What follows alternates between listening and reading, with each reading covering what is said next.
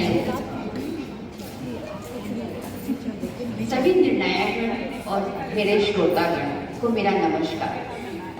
मेरी स्वरचित कविता क्या रोक रहा था पितामह को उस दिन में से कुछ पंक्तियां आज आप सबके समक्ष प्रस्तुत करना चाहती हूँ। क्या रोक रहा था पितामह को उस दिन, एक सभा ऐसी जहां शूरवीरों का जमावड़ा था, फिर भी कोई कुछ कर न सका, इतिहास में कलंक बनकर रह गई, पूरे भारतवर्ष को लज्जित कर गई। भूलने से भी भूली जा नहीं सकती, होता रहा चीरहरण नारी का उस दिन, सब शीश झुकाए बैठे थे। आखिर क्यों हुई अपमानित द्रौपदी, लाज उसकी क्यों ना रखी, चीखती रही, रोती रही, बिलखती रही, गुहार पे गुहार लगाती रही, कोई तो उठो, अस्त्र उठाओ, मेरी लाज बचाओ। पर वहां बैठे किसी के भी कानों में गुहार ना पहुंची, जैसे सभा वीरों की नहीं कायरों की हो। क्या रोक रहा था पितामह को उस दिन, बस अब तो आस थी तो अपने मोहन पर, अपने सखा पर। कृष्णा कृष्णा पुकारने लगी, जपने लगी गिरधारी, मेरी लाज रखो। केशव की भी कृपा बरसी ऐसी, साड़ी में चिनारी आई जैसी।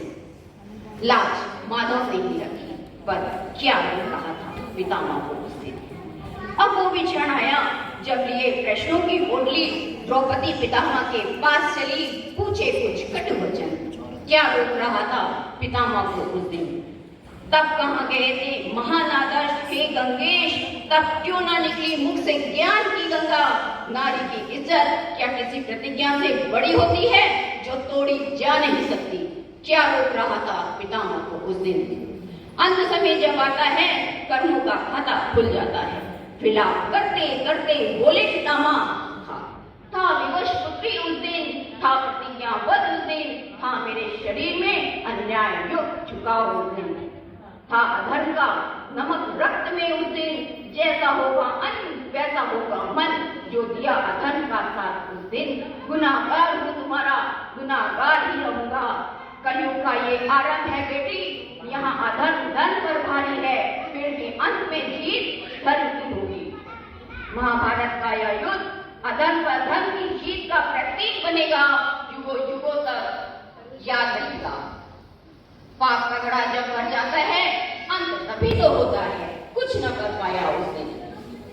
इतिहास की बातें तो इतिहास के पन्नों में दब कर रह जाएंगी, पर दुख तो तब होता है जब इतिहास दोहराया जाता है। आज के धृतराष्ट्र समाज को जागना होगा, सोचना होगा, क्या कमी रह गई परवरिश में, सोचना और विचारना होगा। शुरुआत अपने अपने घरों से ही करनी होगी। हर पितामह को प्रतिज्ञा तोड़नी होगी, नारी शक्ति की प्रतिज्ञा लेनी होगी। हर द्रौपदी को अब खुद ही अस्त्र उठाना होगा, हर दुशासन का काल बनना होगा। राह किसी मुरारी की नहीं, गिरधारी की नहीं, खुद काली बनना होगा। धन्यवाद।